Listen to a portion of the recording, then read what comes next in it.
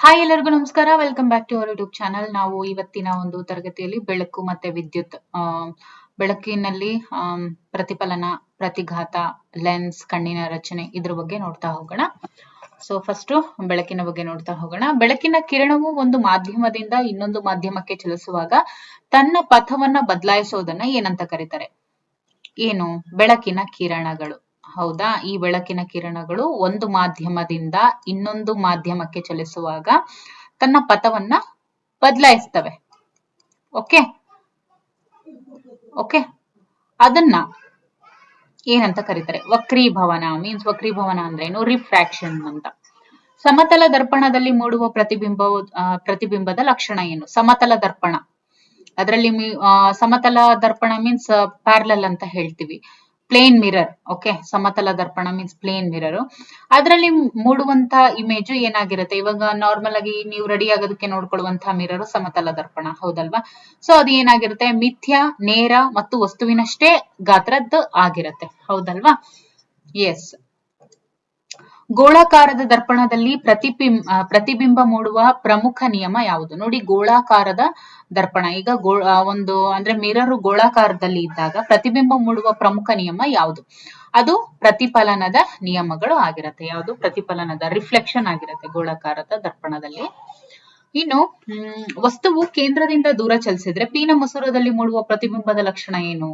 ವಸ್ತುವು ಕೇಂದ್ರದಿಂದ ದೂರ ಚಲಿಸಿದಾಗ ಪೀನ ಮಸೂರದಲ್ಲಿ ಮಾಡುವ ಪ್ರತಿಬಿಂಬದ ಲಕ್ಷಣ ಏನಾಗಿರುತ್ತೆ? ಅದು ನಿಜವಾದ ಮತ್ತೆ ಕೆಳಗಾಗಿರುತ್ತೆ, ಮತ್ತೆ ವಸ್ತುವಿಗಿಂತನೂ ಚಿಕ್ಕದಾಗಿ ಇರುತ್ತೆ. ಮಾನವನ ಕಣ್ಣಿನಲ್ಲಿ ಬೆಳಕನ್ನ ಕೇಂದ್ರೀಕರಿಸೋದಕ್ಕೆ ಸಹಾಯ ಮಾಡುವ ಭಾಗ ಯಾವುದು? ನೋಡಿ, ಮಾನವನ ಕಣ್ಣಿನಲ್ಲಿ ಬೆಳಕನ್ನ ಕೇಂದ್ರೀಕರಿಸೋದಕ್ಕೆ, ಈಗ ನಾವು ನೋಡ್ತೀವಲ್ವಾ, ನಮ್ಮ ಕಣ್ಣುಗಳು ಏನಿದಾವೆ, ಅದು ಬೆಳಕನ್ನ ನಾವು ಕೇಂದ್ರೀಕರಿಸಬೇಕು ಅಂತ ಹೇಳಿದ್ರೆ ನಾವೊಂದು ಬೆಳಕನ್ನ ಕೇಂದ್ರೀಕರಿಸೋದಕ್ಕೆ ಸಹಾಯ ಮಾಡುವಂತ ಕಣ್ಣಿನ ಭಾಗ ಯಾವುದು? That is cornea. ಯಾವುದು? ಕಾರ್ನಿಯಾ. ಇನ್ನು ದೃಷ್ಟಿ ದೋಷವನ್ನ ಸರಿಪಡಿಸೋದಕ್ಕೆ ಯಾವ ಮಸೂರವನ್ನ ಬಳಸಲಾಗುತ್ತೆ? ನೋಡಿ, ದೃಷ್ಟಿ ದೋಷವನ್ನ ಸರಿಪಡಿಸೋದಕ್ಕೆ ಯಾವ ಮಸೂರವನ್ನ ಬಳಸ್ತಾರೆ? ಇಲ್ಲಿ ದೃಷ್ಟಿ ದೋಷ ಅಂತ ಬಂದಾಗ ಇಲ್ಲಿ ಪರ್ಟಿಕ್ಯುಲರ್ ಆಗಿ ಸಮೀಪ ದೃಷ್ಟಿ ದೋಷನ ಅಥವಾ ದೂರ ದೃಷ್ಟಿ ದೋಷನ, ಮೀನ್ಸ್ ಹೈಪರ್ ಮೆಟ್ರೋಪಿಯಾ ಅಂತ ಹೇಳಿ ಇಲ್ಲಿ ಕೊಟ್ಟಿಲ್ಲ. ಮಯೋಪಿಯಾ, ಓಕೆ, ಈ ತರ, ಆಮೇಲೆ ಪ್ರೆಸ್ ಬಯೋಫಿಯಾ ಅಂತೆಲ್ಲ ದೋಷಗಳಿದಾವಲ್ವಾ, ಅಲ್ಲಿ ಅಂದ್ರೆ ಇಲ್ಲಿ ಅದು ಯಾವುದನ್ನೇ ಅವರು ಇಂಡಿಕೇಟ್ ಮಾಡಿಲ್ಲ. ಹಾಗಾಗಿ ಇಲ್ಲಿ ಪೀನ ಮಸೂರ, ನಿಮ್ನ ಮಸೂರ, ದ್ವಿಮಸೂರ ಇವೆಲ್ಲವನ್ನೂ ಬಳಸ್ಕೊಂಡು ದೃಷ್ಟಿ ದೋಷವನ್ನ ಸರಿಪಡಿಸ್ತಾರೆ. ಡಿಪೆಂಡ್ ಅಪಾನ್ ಯಾವುದಕ್ಕೆ ಯಾವ್ದು ಬಳಸ್ಬೇಕು ಅನ್ನೋದು ಆ ಒಂದು ದೋಷಕ್ಕೆ ರಿಲೇಟೆಡ್ ಆಗಿರತ್ತೆ ಅಷ್ಟೇ. ಆಮೇಲೆ ಕಣ್ಣಿನ ಯಾವ ಭಾಗವು ಬೆಳಕಿನ ತೀವ್ರತೆಯನ್ನ ನಿಯಂತ್ರಿಸುತ್ತೆ? ಕಣ್ಣಿನ ಯಾವ ಭಾಗ ಬೆಳಕಿನ, ಇವಾಗ ನಮ್ಮ ತುಂಬಾ ಬ್ರೈಟ್ ಲೈಟ್ ಬಂದಾಗ ಅದನ್ನ ನಾವು ಆ ಒಂದು ತೀವ್ರತೆಯನ್ನ ಕಣ್ಣು ಕಂಟ್ರೋಲ್ ಮಾಡುತ್ತಲ್ವಾ, ಆ ಪಾರ್ಟ್ ಯಾವುದು? ಬೆಳಕಿನ ತೀವ್ರತೆಯನ್ನ ಕಂಟ್ರೋಲ್ ಮಾಡುವಂತ ಕಣ್ಣಿನ ಭಾಗ ಬಂದು ಐರಿಸ್. ಯಾವುದು? ಐರಿಸ್. ಸರಳ ಸೂಕ್ಷ್ಮದರ್ಶಕದಲ್ಲಿ ಯಾವ ಮಸೂರವನ್ನ ಬಳಸಲಾಗುತ್ತೆ? ನೋಡಿ, ಸರಳ ಸೂಕ್ಷ್ಮದರ್ಶಕ, ಸಿಂಪಲ್ ಮೈಕ್ರೋಸ್ಕೋಪ್ ಅಲ್ಲಿ ಯಾವ ಒಂದು ಮಸೂರವನ್ನ ಬಳಸ್ತಾರೆ? ಯಾವ ಒಂದು ಲೆನ್ಸ್ ಅನ್ನ ಬಳಸ್ತಾರೆ? ಮಸೂರ. ದರ್ಪಣ ಮೀನ್ಸ್ ಮಿರರ್, ಮಸೂರ ಮೀನ್ಸ್ ಲೆನ್ಸ್. ಓಕೆ, ಸರಳ ಸೂಕ್ಷ್ಮದರ್ಶಕ ಅಂದ್ರೆ ಇವಾಗ ಮಾಮೂಲಾಗಿ ಏನು ಸಿಂಪಲ್ ಮೈಕ್ರೋಸ್ಕೋಪ್ ಇದಾವಲ್ವಾ, ಅವುಗಳಲ್ಲಿ ಯಾವ ಮಸೂರವನ್ನ ಬಳಸಲಾಗುತ್ತೆ? ಅವುಗಳಲ್ಲಿ ಪೀನ ಮಸೂರವನ್ನ ಬಳಸ್ತಾರೆ. ಓಕೆ, ಅವುಗಳಲ್ಲಿ ಪೀನ ಮಸೂರವನ್ನ ಬಳಸ್ತಾರೆ. ಇದನ್ನ ಚೆನ್ನಾಗಿ ನೆನ್ಪಿಟ್ಕೊಳ್ಳಿ. ಓಕೆ, ಪೀನ ದರ್ಪಣವನ್ನ ಮುಖ್ಯವಾಗಿ ಯಾವ ಉದ್ದೇಶಕ್ಕಾಗಿ ಬಳಸ್ತಾರೆ? ನೋಡಿ, ಪೀನ ದರ್ಪಣವನ್ನ ಯಾವ ಉದ್ದೇಶಕ್ಕೋಸ್ಕರ ಬಳಸ್ತಾರೆ ಅಂತ ಹೇಳಿದ್ರೆ ವಾಹನಗಳ ಹಿಂಬದಿಯ ದರ್ಪಣವಾಗಿ ಬಳಸ್ತಾರೆ. ವಾಹನಗಳ ಹಿಂಬದಿಯ ದರ್ಪಣವಾಗಿ ಇದನ್ನ ಬಳಸ್ತಾರೆ. ಇನ್ನು ಬೆಳಕಿನ ವಕ್ರೀಭವನವು ಬೆಳಕಿನ ಯಾವ ಗುಣವನ್ನ ಅವಲಂಬಿಸಿದೆ? ನೋಡಿ, ಬೆಳಕಿನ ವಕ್ರೀಭವನ ಮೀನ್ಸ್ ಲೈಟ್ ರಿಫ್ರಾಕ್ಷನ್ ಅಂತ ಹೇಳ್ತೀವಿ, ಅಥವಾ ರಿಫ್ರಾಕ್ಷನ್ ಆಫ್ ಲೈಟ್ ಅಂತ ಹೇಳ್ತೀವಿ. ಅದು ಯಾವ ಗುಣವನ್ನ ಅವಲಂಬಿಸಿದೆ? ಅದು ತರಂಗಾಂತರವನ್ನ ಮತ್ತೆ ವೇಗವನ್ನ, ಇವೆರಡನ್ನೂ ಕೂಡ ಅದು ಅವಲಂಬಿಸಿದೆ. ಇವೆರಡು ವೆರಿ ಇಂಪಾರ್ಟೆಂಟ್, ಚೆನ್ನಾಗಿ ನೆನ್ಪಿಟ್ಕೊಳ್ಳಿ. ಒಂದು ತರಂಗಾಂತರ, ಇನ್ನೊಂದು ವೇಗ. ಓಕೆ, ನಿಮ್ನ ಮಸೂರದಲ್ಲಿ ಮಾಡುವ ಪ್ರತಿಬಿಂಬದ ಲಕ್ಷಣ ಯಾವುದು? ಮಾಡುವಲ್ಲ, ಮೂಡುವ. ಓಕೆ, ನಿಮ್ನ ಮಸೂರದಲ್ಲಿ ಮೂಡುವ ಪ್ರತಿಬಿಂಬದ ಲಕ್ಷಣ ಏನು? ನಿಮ್ನ ಮಸೂರದಲ್ಲಿ ಮೂಡುವ ಪ್ರತಿಬಿಂಬದ ಲಕ್ಷಣ ಏನು? ನಿಮ್ನ ಮಸೂರದಲ್ಲಿ ಮೂಡುವಂತಹ ಪ್ರತಿಬಿಂಬದ ಲಕ್ಷಣ ಬಂದು ಮಿಥ್ಯ, ನೇರ ಮತ್ತೆ ವಸ್ತುವಿಗಿಂತ ಚಿಕ್ಕದಾಗಿರುತ್ತೆ. ಓಕೆ, ಕಣ್ಣಿನ ಯಾವ ಭಾಗವು ಕಣ್ಣಿನ ಪಾಪೆಯ ಗಾತ್ರವನ್ನ ನಿಯಂತ್ರಿಸುತ್ತೆ? ನೋಡಿ, ಕಣ್ಣಿನ ಯಾವ ಭಾಗ ಕಣ್ಣಿನ ಪಾಪೆಯ ಗಾತ್ರವನ್ನ ನಿಯಂತ್ರಿಸುತ್ತೆ? That is iris. Okay, telescope ಗಳಲ್ಲಿ ಬಳಸಲಾಗುವ ಮಸೂರಗಳು ಯಾವುವು? ಈಗ ಸಿಂಪಲ್ ಮೈಕ್ರೋಸ್ಕೋಪ್ಸ್ ಅಲ್ಲಿ ಪೀನ ಮಸೂರವನ್ನ ಬಳಸ್ತಾರೆ ಅಂತ ನಾವು ನೋಡಿದ್ವಿ, ಹೌದಲ್ವಾ? ಎಲ್ಲಿ? ಸಿಂಪಲ್ ಮೈಕ್ರೋಸ್ಕೋಪ್ಸ್ ಅಲ್ಲಿ. ಓಕೆ, ಸಿಂಪಲ್ ಮೈಕ್ರೋಸ್ಕೋಪ್ ಅಲ್ಲಿ ಪೀನ ಮಸೂರವನ್ನ ಬಳಸ್ತಾರೆ ಅಂತ ನೋಡಿದ್ವಿ, ಸರಳ ಸೂಕ್ಷ್ಮದರ್ಶಕಗಳಲ್ಲಿ. ಹಾಗೆ ಟೆಲಿಸ್ಕೋಪ್ ಗಳಲ್ಲಿ ಯಾವುದನ್ನ ಬಳಸ್ತಾರೆ? ನೋಡಿ, ಪೀನ ಮಸೂರ ಮತ್ತೆ ನಿಮ್ನ ಮಸೂರ ಎರಡನ್ನೂ ಕೂಡ ಬಳಸ್ತಾರೆ. ಎರಡನ್ನೂ ಬಳಸುವಂತದ್ದು ಟೆಲಿಸ್ಕೋಪ್ ನಲ್ಲಿ. ಬೆಳಕು ಶೂನ್ಯದಲ್ಲಿ ಯಾವ ವೇಗದಲ್ಲಿ ಚಲಿಸುತ್ತೆ? 3 × 10⁸ metre per second. Okay, 3 × 10⁸ metre per second. ಬೆಳಕು ಶೂನ್ಯದಲ್ಲಿ ಯಾವ ವೇಗದಲ್ಲಿ ಚಲಿಸುತ್ತೆ? ಓಕೆ, ಇಲ್ಲಿ ಕೇಳಿರೋದು ಶೂನ್ಯದಲ್ಲಿ ಯಾವ ವೇಗದಲ್ಲಿ ಚಲಿಸುತ್ತೆ. Okay,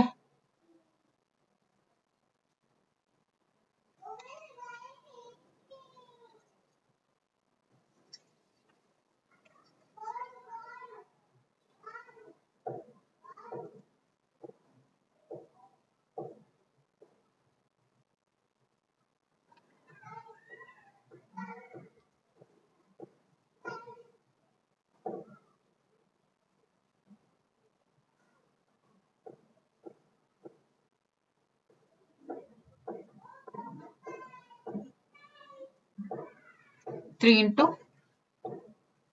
10⁸ metre per second. Okay,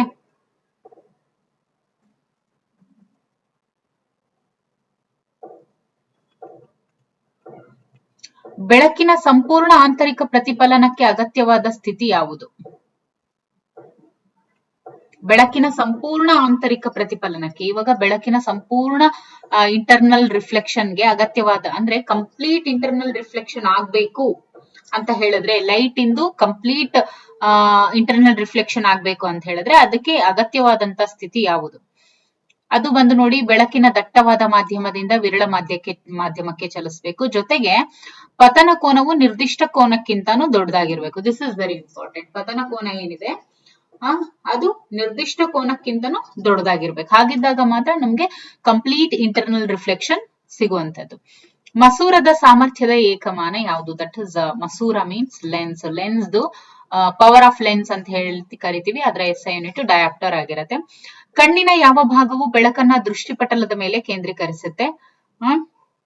ಕಣ್ಣಿನಲ್ಲಿ ಇರುವಂತಹ ಯಾವ ಭಾಗ ಬೆಳಕನ್ನ ದೃಷ್ಟಿಪಟಲದ ಮೇಲೆ ಕೇಂದ್ರೀಕರಿಸುತ್ತೆ ಅಂದ್ರೆ ಅದು ಕಣ್ಣಿನ ಮಸೂರ, ಐ ಲೆನ್ಸ್. ಓಕೆ, ಇನ್ನು ಪೀನ ದರ್ಪಣದಲ್ಲಿ ಮೂಡುವ ಪ್ರತಿಬಿಂಬದ ಲಕ್ಷಣ ಏನಾಗಿರುತ್ತೆ? ಮಿಥ್ಯಾ, ನೇರ ಮತ್ತು ಚಿಕ್ಕದಾಗಿರುತ್ತೆ. ಬೆಳಕಿನ ಕಿರಣವು ಕನ್ನಡಿಯ ಮೇಲೆ ಬಿದ್ದು ಪ್ರತಿಫಲನದ ನಂತರ ಚದುರುವುದನ್ನ ಏನಂತ ಕರೀತಾರೆ? ನೋಡಿ, ಬೆಳಕಿನ ಕಿರಣ ಕನ್ನಡಿಯ ಮೇಲೆ ಬಿದ್ದು ಅಂದ್ರೆ ರಿಫ್ಲೆಕ್ಟ್ ಆದ ನಂತರ ಅದು ಚದುರುತ್ತೆ, ಅದನ್ನ ಏನಂತ ಕರೀತಾರೆ? ಪ್ರತಿಫಲನ ಅಂತ ಕರೀತಾರೆ. ನಿಮ್ನ ದರ್ಪಣವನ್ನ ಯಾವ ಉದ್ದೇಶಕ್ಕಾಗಿ ಬಳಸಲಾಗುತ್ತೆ? ನೋಡಿ, ವಾಹನಗಳ ಹೆಡ್ಲೈಟ್ ಆಗಿ ಬಳಸ್ತಾರೆ, ಸೌರ ಒಲೆಗಳಲ್ಲಿ ಬಳಸ್ತಾರೆ, ದಂತ ವೈದ್ಯರ ದರ್ಪಣದಲ್ಲಿ ಬಳಸ್ತಾರೆ. ಸೊ ಎಲ್ಲವುಗಳಲ್ಲೂ ಇದ್ರ ಉಪಯೋಗವನ್ನ ಹೊಂದಿದೆ. ಸೊ ಹಾಗಾಗಿ ಮೇಲಿನ ಎಲ್ಲವೂ ಅನ್ನುವಂಥದ್ದು ಸರಿಯಾದಂತ ಉತ್ತರ. ಇನ್ನು ಕಣ್ಣಿನ ದೃಷ್ಟಿಪಟಲವು ಹೇಗೆ ಕಾರ್ಯನಿರ್ವಹಿಸುತ್ತೆ? ನೋಡಿ, ಕಣ್ಣಿನ ದೃಷ್ಟಿಪಟಲ ಹೇಗೆ ಕಾರ್ಯನಿರ್ವಹಿಸುತ್ತೆ? ಇದು ಪ್ರತಿಬಿಂಬವನ್ನ ಮೂಡಿಸುವಂತಹ ಪರದೆ ಆಗಿದೆ. ಯಾವುದು? ಕಣ್ಣಿನ ದೃಷ್ಟಿಪಟಲದಲ್ಲಿ ನಮ್ಮ ಪ್ರತಿಬಿಂಬ ಮೂಡುವಂತದ್ದು. ಓಕೆ, ದೃಷ್ಟಿಪಟಲ ರೆಟಿನಾ ಅಂತ ಹೇಳ್ತೀವಿ, ಅದು ಪ್ರತಿಬಿಂಬವನ್ನ ಮೂಡಿಸುವಂತಹ ಪರದೆ ಆಗಿದೆ. ಓಕೆ, ಪೀನ ಮಸೂರವನ್ನ ಮುಖ್ಯವಾಗಿ ಯಾವ ಉದ್ದೇಶಕ್ಕಾಗಿ ಬಳಸಲಾಗುತ್ತೆ? ದೂರದೃಷ್ಟಿ ದೋಷವನ್ನ ಸರಿಪಡಿಸೋದಕ್ಕೆ ಪೀನ ಮಸೂರವನ್ನ ಬಳಸ್ತಾರೆ. ದೂರದೃಷ್ಟಿ ದೋಷವನ್ನ ಸರಿಪಡಿಸೋದಕ್ಕೆ ಪೀನ ಮಸೂರವನ್ನ ಬಳಸ್ತಾರೆ. ಓಕೆ, ಚೆನ್ನಾಗಿ ನೆನ್ಪಿಟ್ಕೊಳ್ಳಿ, ಪೀನ ಮಸೂರವನ್ನ ದೂರದೃಷ್ಟಿ ದೋಷವನ್ನ ಸರಿಪಡಿಸೋದಕ್ಕೆ ಇದನ್ನ ಉಪಯೋಗಿಸ್ತಾರೆ. ನಿಮ್ನ ಮಸೂರದ ಸಾಮರ್ಥ್ಯ ಹೇಗಿರುತ್ತೆ? ನಿಮ್ನ ಮಸೂರದ ಸಾಮರ್ಥ್ಯ ಅಂದ್ರೆ ಅದರ ಒಂದು ಪವರ್ ಆಫ್ ನಿಮ್ನ ಮಸೂರ ಅದು ಯಾವಾಗ್ಲೂ ಋಣಾತ್ಮಕವಾಗಿರುತ್ತೆ, ಮೈನಸ್, ನೆಗೆಟಿವ್ ಆಗಿರುತ್ತೆ. ಓಕೆ, ನಿಮ್ನ ಮಸೂರದ ಸಾಮರ್ಥ್ಯ ಯಾವಾಗ್ಲೂ ನೆಗೆಟಿವ್.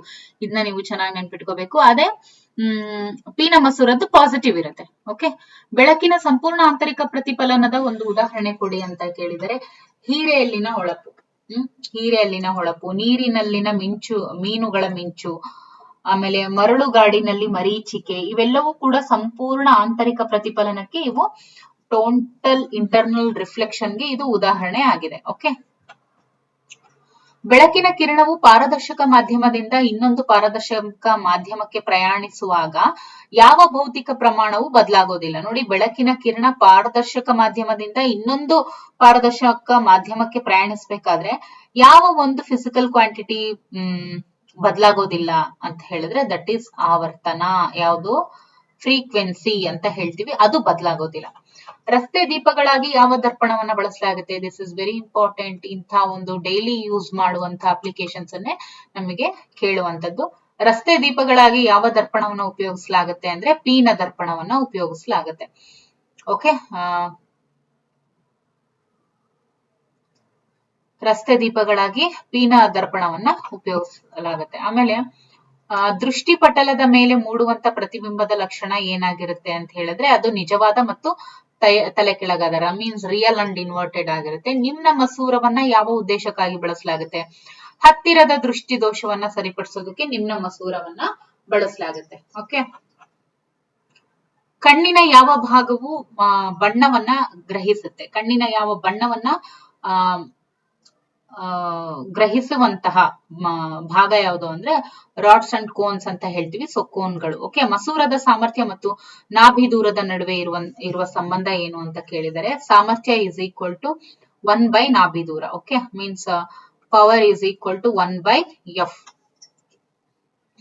ಗೋಳಾಕಾರದ ದರ್ಪಣದಲ್ಲಿ ಪೀನ ದರ್ಪಣವನ್ನ ಮುಖ್ಯವಾಗಿ ಯಾವ ಉದ್ದೇಶಕ್ಕಾಗಿ ಬಳಸಲಾಗುತ್ತೆ? ನೋಡಿ, ಗೋಳಾಕಾರದ ದರ್ಪಣದಲ್ಲಿ ಪೀನ ದರ್ಪಣವನ್ನ ಮುಖ್ಯವಾಗಿ ಯಾವ ಉದ್ದೇಶಕ್ಕೋಸ್ಕರ ಬಳಸಿಕೊಳ್ಳಲಾಗುತ್ತೆ? ನೋಡಿ, ಗೋಳಾಕಾರದ ದರ್ಪಣ.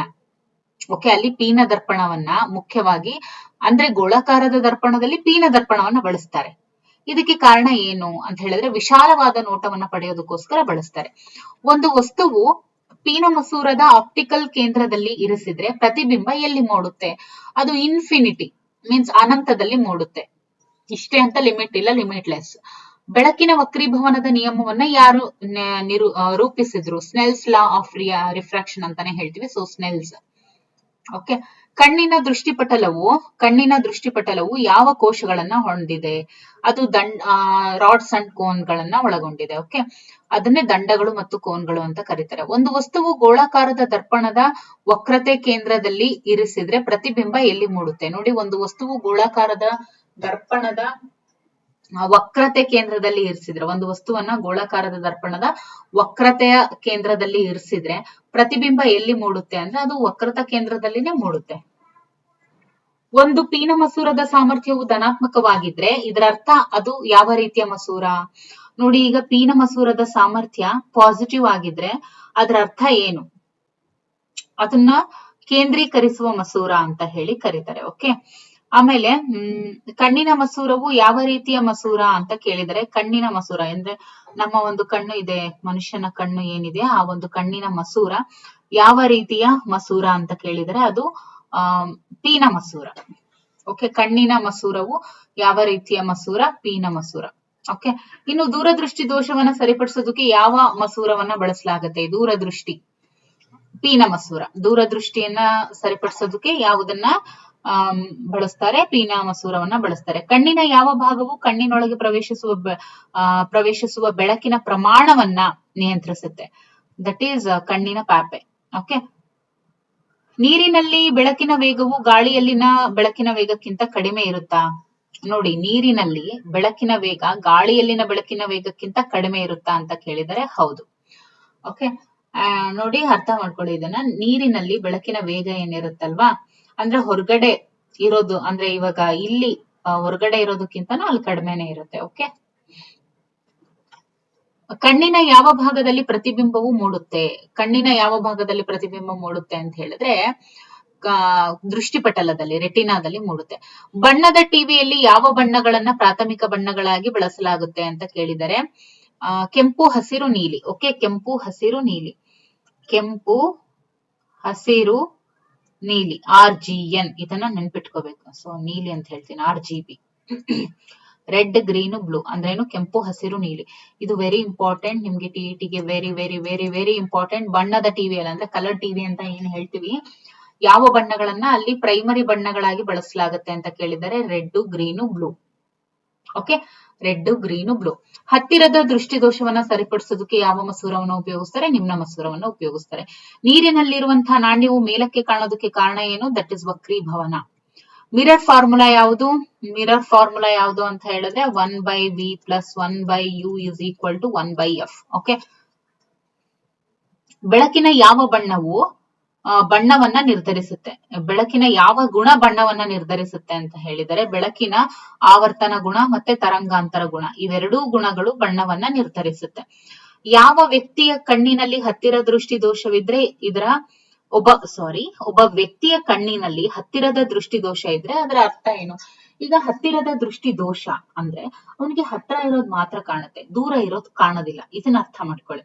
ಓಕೆ, ಇದ್ರ ಅರ್ಥ ಏನು ಅಂತ ಹೇಳಿದ್ರೆ ಹತ್ತಿರದ ವಸ್ತುಗಳು ಅವನಿಗೆ ಸ್ಪಷ್ಟವಾಗಿ ಕಾಣ್ತವೆ, ಬಟ್ ದೂರದ ವಸ್ತುಗಳು ಸ್ಪಷ್ಟವಾಗಿ ಆತನಿಗೆ ಕಾಣೋದಿಲ್ಲ ಅಂತ ಅರ್ಥ.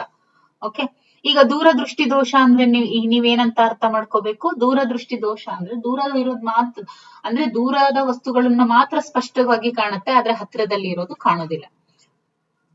ನಿಮ್ನ ಮಸೂರದ ಸಾಮರ್ಥ್ಯವು ಋಣಾತ್ಮಕವಾಗಿದ್ರೆ ಇದರ ಅರ್ಥ ಇದು ಯಾವ ರೀತಿಯ ಮಸೂರ, ಇದು ವಿಕೇಂದ್ರೀಕರಿಸುವ ಮಸೂರ, ಮೀನ್ಸ್ ಡೈವರ್ಜಿಂಗ್ ಲೆನ್ಸ್ ಅಂತ ಹೇಳ್ತೀವಿ, ಅದು ಋಣಾತ್ಮಕ. ಯಾಕೆ ಇದು ಡೈವರ್ಜಿಂಗ್ ಮೀನ್ಸ್ ಈ ತರ ಡೈವರ್ಜ್ ಆಗುತ್ತೆ ಅದು. ಓಕೆ, ಕನ್ವರ್ಜಿಂಗ್ ಮೀನ್ಸ್ ಬಂದಂತವೆಲ್ಲ ಅಲ್ಲಿ ಪಾಯಿಂಟ್ ಕನ್ವರ್ಜ್ ಆಗೋದನ್ನ ಅದನ್ನ ಪೀನ ಮಸೂರ ಅಂತ ಹೇಳ್ತೀವಿ. ಕಣ್ಣಿನ ಸ್ನಾಯುಗಳು ಕಣ್ಣಿನ ಮಸೂರದ ನಾಭಿ ದೂರವನ್ನ ಹೇಗೆ ಬದಲಾಯಿಸುತ್ತೆ, ಮಸೂರದ ಆಕಾರವನ್ನ ಬದಲಾಯಿಸೋದ್ರ ಮುಖಾಂತರ ಮಾಡುತ್ತೆ. ಬೆಳಕಿನ ವಕ್ರೀಭವನಕ್ಕೆ ಕಾರಣ ಏನು, ಬೆಳಕಿನ ವೇಗದಲ್ಲಿನ ವ್ಯತ್ಯಾಸನೇ ಈ ಬೆಳಕಿನ ವಕ್ರೀಭವನಕ್ಕೆ ಕಾರಣ. This is very very very important. ನೋಡಿ, ಲೈಟ್ ರಿಫ್ರಾಕ್ಷನ್ ಗೆ ಕಾರಣ ಏನು ಅಂದ್ರೆ ಬೆಳಕಿನ ವೇಗದಲ್ಲಿನ ವ್ಯತ್ಯಾಸವೇ ಇದಕ್ಕೆ ಕಾರಣ. ಇನ್ನು ಪೀನ ಮಸೂರವನ್ನ ಯಾವ ಉದ್ದೇಶಕ್ಕಾಗಿ ಬಳಸಲಾಗುತ್ತೆ, ಪೀನ ಮಸೂರವನ್ನ ಹತ್ತಿರದ ವಸ್ತುಗಳನ್ನ ದೊಡ್ಡದಾಗಿ ನೋಡೋದಕ್ಕೆ ಉಪಯೋಗಿಸ್ತಾರೆ, ಹತ್ತಿರದ ವಸ್ತುಗಳನ್ನ ದೊಡ್ಡದಾಗಿ ನೋಡೋದಕ್ಕೆ ಉಪಯೋಗಿಸ್ತಾರೆ. ಒಂದು ವಸ್ತುವು ನಿಮ್ನ ದರ್ಪಣದ ನಾಭಿ ಮತ್ತು ದೃಕ್ಕೇಂದ್ರದ ನಡುವೆ ಇರಿಸಿದ್ರೆ ಪ್ರತಿಬಿಂಬ ಎಲ್ಲಿ ಮೂಡುತ್ತೆ, ಅದು ದರ್ಪಣದ ಹಿಂಭಾಗದಲ್ಲಿ ಮೂಡುತ್ತೆ. ಒಂದು ವಸ್ತುವು ನಿಮ್ನ ದರ್ಪಣದ ನಾಭಿ ಮತ್ತು ದೃಕ್ಕೇಂದ್ರದ ನಡುವೆ ಇರಿಸಿದ್ರೆ ಎಲ್ಲಿ ಮೂಡುತ್ತೆ ಅಂದ್ರೆ ಅದು ಹಿಂಭಾಗದಲ್ಲಿ ಮೂಡುತ್ತೆ. ಇನ್ನು ಕಣ್ಣಿನ ದೃಷ್ಟಿಪಟಲದಲ್ಲಿ ಎಷ್ಟು ರೀತಿಯ ಕೋನ್ ಕೋಶಗಳು ಇದಾವೆ, ದಿಸ್ ಇಸ್ ವೆರಿ ಇಂಪಾರ್ಟೆಂಟ್. ಕಣ್ಣಿನ ದೃಷ್ಟಿಪಟಲದಲ್ಲಿ ಎಷ್ಟು ರೀತಿಯ ಕೋನ್ ಕೋಶಗಳಿದಾವೆ ಅಂತ ಹೇಳಿದ್ರೆ ದಟ್ ಈಸ್ 3. ಓಕೆ, 3. ಇದೆಲ್ಲ ಟಿಇಟಿಗೆ ನಿಮ್ಗೆ ವೆರಿ ವೆರಿ ವೆರಿ ಇಂಪಾರ್ಟೆಂಟ್. ಹತ್ತಿರದ ದೃಷ್ಟಿ ದೋಷವನ್ನ ಯಾವ ಮಸೂರದ ಮೂಲಕ ನಾವು ಸರಿಪಡಿಸಬಹುದು, ಹತ್ತಿರದ ದೃಷ್ಟಿ ದೋಷವನ್ನ ನಾವು ನಿಮ್ನ ಮಸೂರದ ಮೂಲಕ ಸರಿಪಡಿಸಬಹುದು. ಒಂದು ಬೆಳಕಿನ ಕಿರಣವು ನೀರಿನ ಮೇಲ್ಮೈಗೆ ಲಂಬವಾಗಿ ಬಿದ್ದರೆ ವಕ್ರೀಭವನದ ಕೋನ ಎಷ್ಟಾಗಿರುತ್ತೆ, ದಟ್ ಈಸ್ 0 ಡಿಗ್ರಿ ಆಗಿರುತ್ತೆ. ಹೆಂಗೆ ನೋಡಿ, ಒಂದು ಬೆಳಕಿನ ಕಿರಣ ನೀರಿನ ಮೇಲ್ಮೈಗೆನೆ ಅದು 90 ಡಿಗ್ರಿ ಆಗಿದ್ರೆ ವಕ್ರೀಭವನದ ಕೋನ ಎಷ್ಟಿರುತ್ತೆ, ಅದು 0 ಡಿಗ್ರಿ ಆಗಿರುತ್ತೆ. ಇನ್ನು ಪೀನ ದರ್ಪಣವು ಯಾವ ಉದ್ದೇಶಕ್ಕಾಗಿ ಹೆಚ್ಚು ಉಪಯುಕ್ತ, ಪೀನ ದರ್ಪಣವು ವಿಶಾಲವಾದ ವೀಕ್ಷಣೆಗಾಗಿ ಇದು ಉಪಯುಕ್ತ. ಓಕೆ, ಇನ್ನು ಒಂದು ವಸ್ತುವನ್ನ ಒಂದು ದರ್ಪಣದ ನಾಭಿ ಕೇಂದ್ರದಲ್ಲಿ ಇರಿಸಿದ್ರೆ ನಾಭಿ ಕೇಂದ್ರದಲ್ಲಿ ಇರಿಸಿದ್ರೆ ಪ್ರತಿಬಿಂಬ ಎಲ್ಲಿ ಮೂಡುತ್ತೆ ಅಂದ್ರೆ ಅದು ಅದೇ ಒಂದು ನಾಭಿ ಕೇಂದ್ರದಲ್ಲಿನೇ ಮೂಡುತ್ತೆ. ಕಣ್ಣಿನ ಮಸೂರವು ಯಾವ ರೀತಿಯ ಚಿತ್ರವನ್ನ ದೃಷ್ಟಿಪಟಲದ ಮೇಲೆ ಮೂಡಿಸುತ್ತೆ, ನೋಡಿ ಕಣ್ಣಿನ ಮಸೂರ ಏನಿದೆ ಅದು ಯಾವ ರೀತಿಯ ಚಿತ್ರವನ್ನ ದೃಷ್ಟಿಪಟಲದ ಮೇಲೆ ಮೂಡಿಸುತ್ತೆ ಅಂದ್ರೆ ನಿಜವಾದ ಮತ್ತು ತಲೆ ಕೆಳಗಾದ ಈ ರೀತಿಯಾಗಿ ಅದು ಮೂಡಿಸುತ್ತೆ. ಇನ್ನು ಕಣ್ಣಿನ ಆಯಾಮವನ್ನ ಬದಲಾಯಿಸುವ ಸಾಮರ್ಥ್ಯವನ್ನ ಏನಂತ ಕರೀತಾರೆ, ನೋಡಿ ಕಣ್ಣಿನ ಆಯಾಮವನ್ನ ಬದಲಾಯಿಸುವಂತ ಸಾಮರ್ಥ್ಯವನ್ನ ದೃಷ್ಟಿಯ ಹೊಂದಾಣಿಕೆ ಅಂತ ಕರೀತಾರೆ. ಓಕೆ, ದೃಷ್ಟಿಯ ಹೊಂದಾಣಿಕೆ ಅಂತ. ಹತ್ತಿರದ ದೃಷ್ಟಿ ದೋಷವನ್ನ ಯಾವ ಮಸೂರದಿಂದ ಸರಿಪಡಿಸಬಹುದು, ಹತ್ತಿರದ ದೃಷ್ಟಿ ದೋಷವನ್ನ ಯಾವ ಮಸೂರದಿಂದ ಸರಿಪಡಿಸಬಹುದು ಅಂತ ಹೇಳಿದ್ರೆ ನಿಮ್ನ ಮಸೂರದಿಂದ ಸರಿಪಡಿಸಬಹುದು. ಬೆಳಕಿನ ವಕ್ರೀಭವನವನ್ನ ಬೆಳಕಿನ ಯಾವ ಗುಣವನ್ನ ಅವಲಂಬಿಸಿರುತ್ತೆ ಅಂದ್ರೆ ಬೆಳಕಿನ ವಕ್ರೀಭವನ ಏನಿದೆ, ಲೈಟ್ ರಿಫ್ರಾಕ್ಷನ್ ಆಫ್ ಲೈಟ್ ಅಂತ ಏನ್ ಹೇಳ್ತೀವಿ, ಅಲ್ಲಿ ಲೈಟ್ ಯಾವ ಗುಣವನ್ನ ಅವಲಂಬಿಸಿದೆ ಅಂತ ಹೇಳಿದ್ರೆ ವೇಗ ಮತ್ತು ವಕ್ರೀಭವನ ಸೂಚಿಯನ್ನ ಅದು ಅವಲಂಬಿಸಿದೆ. ಕಣ್ಣಿನ ಪಾಪೆಯ ಮುಖ್ಯ ಕಾರಣ ಏನು, ಕಣ್ಣಿನೊಳಗೆ ಪ್ರವೇಶಿಸುವ ಬೆಳಕಿನ ಪ್ರಮಾಣವನ್ನ ಕಂಟ್ರೋಲ್ ಮಾಡೋದು, ನಿಯಂತ್ರಿಸೋದು. ಕಣ್ಣಿನ ಯಾವ ಭಾಗವು ವಸ್ತುವಿನ ಚಿತ್ರವನ್ನ ದೃಷ್ಟಿಪಟಲದ ಮೇಲೆ ಮೂಡಿಸುತ್ತೆ? ದಟ್ ಇಸ್ ಕಣ್ಣಿನ ಮಸೂರ. ದೃಷ್ಟಿಪಟಲದಲ್ಲಿ ಕೋನ್ ಕೋಶಗಳ ಮುಖ್ಯ ಕಾರ್ಯ ಏನು? ನೋಡಿ, ದೃಷ್ಟಿಪಟಲದಲ್ಲಿ ಕೋನ್ಗಳು ಏನಿದಾವಲ್ವಾ ಅವುಗಳ ಮುಖ್ಯ ಕಾರಣ ಏನು ಅಂತ ಹೇಳಿದ್ರೆ ಬಣ್ಣಗಳನ್ನ ಗುರುತಿಸೋದಕ್ಕೆ ಅವು ಸಹಾಯ ಮಾಡ್ತವೆ. ಮಸೂರವನ್ನ ಯಾವ ಸೂತ್ರದಿಂದ ವಿವರಿಸಬಹುದು? ನೋಡಿ, ದರ್ಪಣದ ಸೂತ್ರ ಬಂದು 1/v + 1/u = 1/f. Okay, mirror means ದರ್ಪಣದ ಫಾರ್ಮುಲಾ, ಮಿರರ್ ಫಾರ್ಮುಲಾ ಬಂದು 1/u + 1/u = 1/f. ಅದೇ ಮಸೂರ ಅಂತ ಬಂದಾಗ, ಮಸೂರ ಮೀನ್ಸ್ ಲೆನ್ಸ್ ಫಾರ್ಮುಲಾ, ಓಕೆ, ಅದು ಬಂದಾಗ 1/v - 1/u = 1/f. ಇದನ್ನ ಚೆನ್ನಾಗಿ ನೆನ್ಪಿಟ್ಕೋಬೇಕು. ಪ್ಲಸ್ ಬಂದ್ರೆ ದಟ್ ಈಸ್ ಏನು? Mirror formula. ಮೈನಸ್ ಅಂದ್ರೆ that is lens formula. Okay, ಬೆಳಕು ಒಂದು ಮಾಧ್ಯಮದಿಂದ ಇನ್ನೊಂದು ಮಾಧ್ಯಮಕ್ಕೆ ಹೋದಾಗ ಯಾವ ಪರಿಮಾಣವು ಸ್ಥಿರವಾಗಿರುತ್ತೆ? ನೋಡಿ, ಆವರ್ತನ ಮಾತ್ರ ಸ್ಥಿರವಾಗಿರುತ್ತೆ. ಒಂದು ಮಾಧ್ಯಮದಿಂದ ಇನ್ನೊಂದು ಮಾಧ್ಯಮಕ್ಕೆ ಹೋದಾಗ ಈ ಆವರ್ತನ ಫ್ರೀಕ್ವೆನ್ಸಿ ಏನಿದೆ ಅದು ಮಾತ್ರ ಕಾನ್ಸ್ಟೆಂಟ್ ಆಗಿರುತ್ತೆ. ಇನ್ನು ಸಮತಲ ದರ್ಪಣದಲ್ಲಿ ಮೂಡುವ ಪ್ರತಿಬಿಂಬದ ಲಕ್ಷಣ ಏನು? ಮಿಥ್ಯಾ, ನೇರ ಮತ್ತೆ ವಸ್ತುವಿನಷ್ಟೇ ಗಾತ್ರದ ಆಗಿರುತ್ತೆ. ಯಾವ ವಕ್ರೀಭವನದಲ್ಲಿ ಬೆಳಕು ದಟ್ಟವಾದ ಮಾಧ್ಯಮದಿಂದ ವಿರಳ ಮಾಧ್ಯಮಕ್ಕೆ ಚಲಿಸುತ್ತೆ? ಯಾವ ವಕ್ರೀಭವನದಲ್ಲಿ? ನೋಡಿ, ಟೋಟಲ್ ಇಂಟರ್ನಲ್ ರಿಫ್ರಾಕ್ಷನ್ ಅಂತ ಹೇಳ್ತೀವಿ. ಈ ಒಂದು ಟೋಟಲ್ ಇಂಟರ್ನಲ್ ರಿಫ್ಲೆಕ್ಷನ್ ಅಲ್ಲಿ ಏನಾಗತ್ತೆ, ಬೆಳಕು ದಟ್ಟವಾದ ಮಾಧ್ಯಮದಿಂದ ವಿರಳ ಮಾಧ್ಯಮಕ್ಕೆ ಇಲ್ಲಿ ಚಲಿಸುತ್ತೆ. ಕಣ್ಣಿನ ಯಾವ ಭಾಗವು ರಕ್ತವನ್ನ ಪೂರೈಸುತ್ತದೆ? ರಕ್ತಪರೆ, ಓಕೆ, ಕೊರಾಯ್ಡ್ ಅಂತ ಹೇಳ್ತೀವಿ. ಇದು ರಕ್ತವನ್ನ ಪೂರೈಸುತ್ತೆ. ಒಂದು ಪೀನ ಮಸೂರವು ಯಾವಾಗ ನಿಜವಾದ ಮತ್ತು ಕೆಳಗಾದ ಪ್ರತಿಬಿಂಬವನ್ನ ಮೂಡಿಸುತ್ತೆ? ಒಂದು ಪೀನ ಮಸೂರವು ಯಾವಾಗ ನಿಜವಾದ ಮತ್ತು ತಲೆಗೆಳಗಾದ ಪ್ರತಿಬಿಂಬವನ್ನ ಮೂಡಿಸುತ್ತೆ ಅಂದ್ರೆ ವಸ್ತುವು 2f ಗಿಂತ ಹೆಚ್ಚು ದೂರದಲ್ಲಿ ಇರಿಸಿದಾಗ. ಓಕೆ, ನಿಮ್ನ ಮಸೂರವು ಯಾವಾಗಲೂ ಯಾವ ರೀತಿಯ ಪ್ರತಿಬಿಂಬವನ್ನ ಮೂಡಿಸುತ್ತೆ? ಇದು ಮಿಥ್ಯಾ ಮತ್ತು ನೇರ ಪ್ರತಿಬಿಂಬವನ್ನ ಮೂಡಿಸುತ್ತೆ. ಸೌರ ವಲಯಗಳಲ್ಲಿ ಯಾವ ದರ್ಪಣವನ್ನ ಬಳಸಲಾಗುತ್ತೆ? ಸೌರ ವಲಯಗಳಲ್ಲಿ ನಿಮ್ನ ದರ್ಪಣವನ್ನ ಬಳಸಲಾಗುತ್ತೆ. ಸೌರ ವಲಯಗಳಲ್ಲಿ ನಿಮ್ನ ದರ್ಪಣವನ್ನ ಬಳಸಲಾಗುತ್ತೆ. ದೃಷ್ಟಿಪಟಲವು ಯಾವ ರೀತಿಯ ಕೋಶಗಳನ್ನ ಹೊಂದಿದೆ? ಅದು ಶಂಕುವಿನಾಕಾರದ ಕೋಶಗಳು ಮತ್ತೆ ದಂಡಾಕಾರದ ಕೋಶಗಳು. ಓಕೆ, ಪೀನ ಮಸೂರದ ನಾಭಿ ದೂರವು ಹೇಗಿರುತ್ತೆ? ಪೀನ ಮಸೂರದ ನಾಭಿ ದೂರವು ಯಾವಾಗ್ಲೂ ಏನಾಗಿರುತ್ತೆ? ಪಾಸಿಟಿವ್ ಆಗಿರುತ್ತೆ, ಧನಾತ್ಮಕ. ಒಂದು ಬಟ್ಲು ನೀರಿನಲ್ಲಿ ಮುಳುಗಿಸಿದ ಬಾಳೆಹಣ್ಣು ನೇರವಾಗಿ ಕಾಣೋದಕ್ಕೆ ಕಾರಣ ಏನು ಅಂದ್ರೆ that is due to refraction, ವಕ್ರೀಭವನ. ದೂರದೃಷ್ಟಿ ದೋಷವನ್ನ ಸರಿಪಡಿಸೋದಕ್ಕೆ ಯಾವ ಮಸೂರವನ್ನ ಬಳಸ್ತಾರೆ? ದೂರದೃಷ್ಟಿ ದೋಷ ಅಂದ್ರೇನು? ದೂರ ಇರೋದು ಮಾತ್ರ ಕಾಣುತ್ತೆ, ಹತ್ರ ಇರೋದ್ ಕಾಣ್ಬೇಕು, ಹತ್ರ ಇರೋದನ್ನ ಸರಿಪಡಿಸ್ಬೇಕು. ಇವಾಗ ಅದಕ್ಕೋಸ್ಕರ ಪೀನ ಮಸೂರವನ್ನ ಇಲ್ಲಿ ಉಪಯೋಗಿಸ್ತಾರೆ. ಕಣ್ಣಿನ ಮಸೂರವನ್ನ ಹೊಂದಿಕೊಳ್ಳಲು ಯಾವ ಸ್ನಾಯುಗಳು ಸಹಾಯ ಮಾಡ್ತವೆ? ಕಣ್ಣಿನ ಮಸೂರವನ್ನ ಹೊಂದ್ಕೊಳ್ಳೋದಕ್ಕೆ ಇವಾಗ ಕಣ್ಣಿನ ಮಸೂರವನ್ನ, ಕಣ್ಣಲ್ಲಿ ಲೆನ್ಸ್ ಏನು ಹಾಕ್ಸಿರ್ತಾರಲ್ವಾ ಅದು ಹೊಂದ್ಕೊಳ್ಬೇಕು ಅಂದ್ರೆ ಕಣ್ಣಿನಲ್ಲಿ ಇರುವಂತಹ ಯಾವ ಸ್ನಾಯುಗಳು ಅದಕ್ಕೆ ಸಹಾಯ ಮಾಡ್ತವೆ ಅಂತ ಹೇಳಿದ್ರೆ ಸೀಲಿಯರಿ ಮಸಲ್ಸ್. ಓಕೆ, ಹತ್ತಿರದ ವಸ್ತುಗಳು ಸ್ಪಷ್ಟವಾಗಿ ನೋಡಲು ಕಣ್ಣಿಗೆ ಮಸೂರವು ಹೇಗೆ ಹೊಂದಿಕೊಳ್ಳುತ್ತೆ? ಹತ್ತಿರದ ವಸ್ತುಗಳನ್ನ ಸ್ಪಷ್ಟವಾಗಿ ನೋಡೋದಕ್ಕೆ ಕಣ್ಣಿನ ಮಸೂರವು ಹೇಗೆ ಹೊಂದ್ಕೊಳ್ಳುತ್ತೆ ಅಂದ್ರೆ ನಾಭಿ ದೂರವನ್ನ ಕಡಿಮೆ ಮಾಡುತ್ತೆ. ಯಾವ ರೀತಿ ಹತ್ತಿರದ ವಸ್ತುಗಳು ಸ್ಪಷ್ಟವಾಗಿ ನೋಡೋದಕ್ಕೆ ಕಣ್ಣಿನ ಒಂದು ಲೆನ್ಸ್ ಏನಿರುತ್ತೆ ಅದು ಹೊಂದ್ಕೋಬೇಕಲ್ವಾ? ಯಾವ ರೀತಿ ಹೊಂದ್ಕೊಳ್ಳುತ್ತೆ ಅಂದ್ರೆ ನಾಭಿ ದೂರವನ್ನ ಅದು ಕಡಿಮೆ ಮಾಡೋದ್ರ ಮೂಲಕ ಹೊಂದ್ಕೊಳ್ಳೋದು.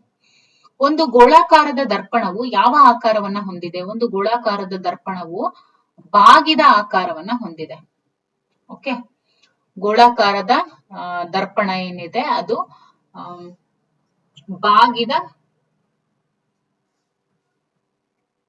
ಬಾಗಿದ ಆಕಾರವನ್ನ ಹೊಂದಿದೆ.